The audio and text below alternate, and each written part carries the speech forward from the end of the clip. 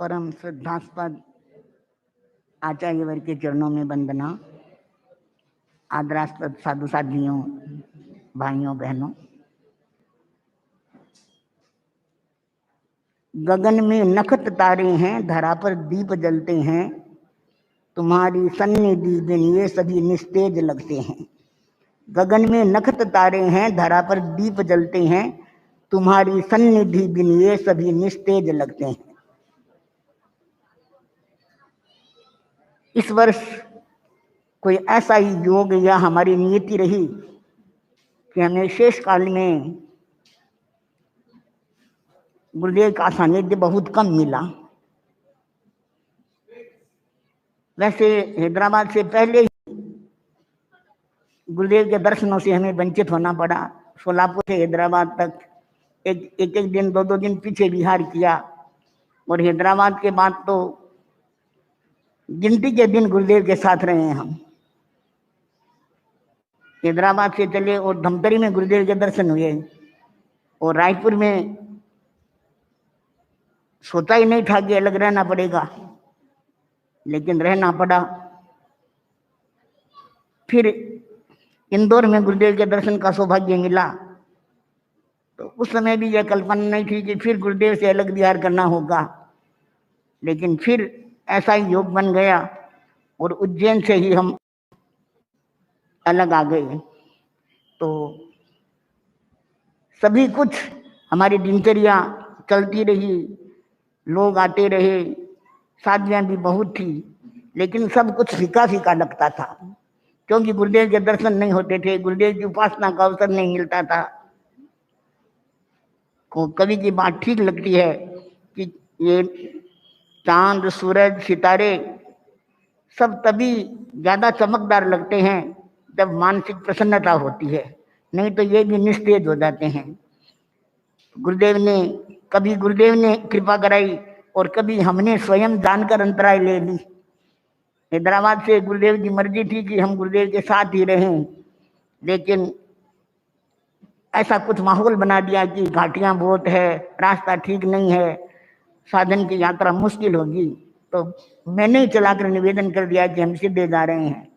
तो ये मैं अपनी नीति मानती हूँ कि गुरुदेव से इतना अलग रहना पड़ा, और जैसा कि गुरुदेव ने फरमाया है, अब ऐसा अवसर नहीं आए तो बहुत अच्छी बात है। उज्जैन से गुरुदेव का मंगल आशीर्वाद लेकर हम यहाँ चले, और गुरुदेव के आशीर्वाद से, गुरुदेव के मंगल पाठ से रास्ते में कहीं कोई कठिनाई नहीं हुई।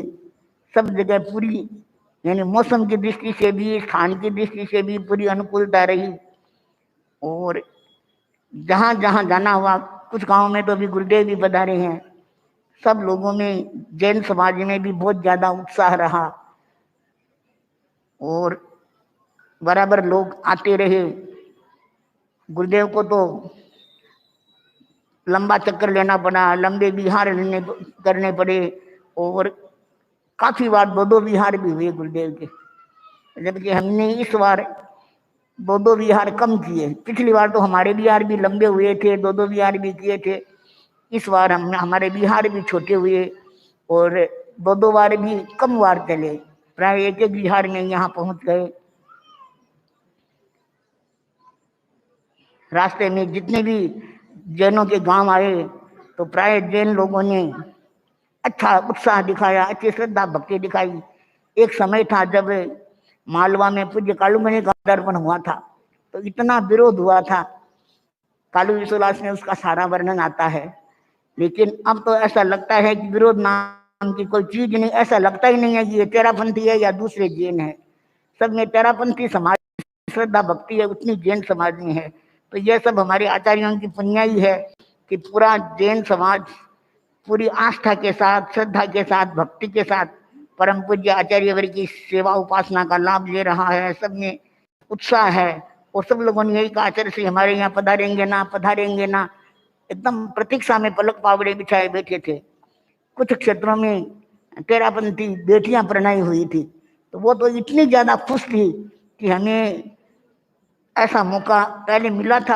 आचार्य श्री महाप्रज्ञ जी पधारे थे, लेकिन उस समय से भी अधिक ज़्यादा प्रसन्नता इस बार हो रही है, क्योंकि इस बार हमें बहुत हमारे परिवार की तरफ से भी इतनी अनुकूलता है कि चाहो जितनी सेवा करो, चाहे जैसा करो, चाहे वहाँ गाओ बोलो कुछ भी करो, हमारी कोई मनाही नहीं है। तो वो तेरापंथ समाज की बेटियां भी बहुत खुश थी, जैन समाज भी खुश था, वो तेरापंथ समाज तो खुश है ही। हम नीमच आए तो नीमच में फिर ऐसी स्थिति है कि कुछ पता ही नहीं चलता है। जितने जैन परिवार है सब में इतना ही उत्साह है, इतनी भक्ति है। और हम यहाँ रहे इस सरस्वती शिशु मंदिर में, तो इस स्कूल के जो व्यवस्थापक है उन्होंने भी कहा कि पूरा स्कूल हमने सौंप दिया है, आप चाहे जितने कमरे लो, चाहे जैसे रहो, चाहे जैसे स्थान का उपयोग करो। स्थान भी इतना साता का मिला कि चारों ओर से हवा, यानी कहीं किसी भी कमरे में नहीं तो अक्सर ऐसा होता है कि जहाँ मकान में रहते हैं तो कुछ कमरों में हवा आती है, कुछ कमरों में हवा नहीं आती है। और यहाँ तो पता नहीं क्या योग था, सभी कमरों में रहने वाले साथियों ने कहा हमारे भी हवा आ रही है, हमारे भी हवा आ रही है। तो स्थान की दृष्टि से भी काफी अनुकूलता रही और स्थान भी काफी मिला, हमें एकदम खुला खुला मिला। यहाँ के लोगों में जो परिवार है, बंसाली परिवार है, बीकानेरिया परिवार है, गोयल परिवार है, गोखरू परिवार है, और भी कुछ परिवार है, तो ऐसा लगता है सब परिवार अच्छे संस्कारी परिवार है। वो सब में देवगुरु धर्म के प्रति गहरी आस्था है। तो एक तो गुरुदेव को यह निवेदन है कि यहाँ समय समय पर चाहे नीमच है, दावत है, चतुर्मास होते रहे साधु साधियों के, तो उनको बार बार सिंचन मिलता रहता है। अन्यथा जो हमारी नई जनरेशन आती है उस ढीले हो जाते हैं। तो इसलिए गुरुदेव यह ध्यान दे रहे हैं कि जब जब भी मौका हो, और दावत के लोग भी चाहते थे कि हम आए, लेकिन गुरुदेव ने जैसा कि फरमाया एकदम न्याय कर दिया। दावत वालों को गुरुदेव के 2 दिन मिल गए तो फिर उनको भी संतोष हो कि गुरुदेव ने हम पर बड़ी कृपा कराई है कि 2 दिन दे दिए, 2 अवसर दे दिए। और यहाँ पर भी दावत के लोग शायद ही कोई दिन चुकाव नहीं आए, प्राय प्राय प्रतिदिन यहाँ लोग आते थे, व्याख्यान भी सुनते थे और अच्छा लाभ लेते थे। तो दावत और नीमच दोनों ही क्षेत्र अपने धर्म संघ की दृष्टि वैसे भी ऐतिहासिक क्षेत्र है। दावत कुंदनमल स्वामी और चौथमल स्वामी की जन्मभूमि है। बीकानेरिया परिवार को इसका गौरव है कि हमारे परिवार में ऐसे 2 वरिष्ठ संत हुए। तो गुरुदेव इन सब की भावनाओं का भी ध्यान रखाएंगे। और गुरुदेव एक बात हो रही है, यहाँ केवल तेरापंथ और जैन समाज में ही नहीं, जो दूसरे समाज है, चाहे वैष्णव समाज है, सिंधी समाज है, उन लोगों में भी इतनी श्रद्धा भावना है कि वे साधियों को मतलब अर्ज कर करके, मनुहार कर करके अपने घर ले जाते। कोई कहते हमारे यहाँ से कपड़ा लो, कोई कहते हैं कॉपी पेंसिल लो, कोई कुछ, कोई कहते हैं। सब लोगों में इतनी भावना है, और कुछ लोगों में तो इतनी अधिक भावना है कि कोई भी साधियाँ उधर से निकलती है बेहतर है। तो उन लोगों में भी बहुत अच्छी श्रद्धा भावना देखने को मिली। तो ये सब हम मानते हैं कि गुरुदेव का प्रताप है, गुरुदेव का परिश्रम है। गुरुदेव इतना परिश्रम कर रहे हैं कि गुरुदेव के परिश्रम की तो कोई तुलना ही नहीं है। गुरुदेव का ज्ञान दर्शन चारित्र तो अनुत्तर है ही, परिश्रम भी अनुत्तर है। तो उस परिश्रम को हम व्यक्त करें, हमारे पास कोई शब्द भी नहीं है। आचार्य हेमचंद्र ने भगवान महावीर की स्तुति में कहा है, न कश्चित् दुपमा पात्रं, न कश्चित् दुपमा पात्रं भवतो भवतारक ब्रूमस्तत्तुल्यमेव त्वां तर्हि का ते स्तुति।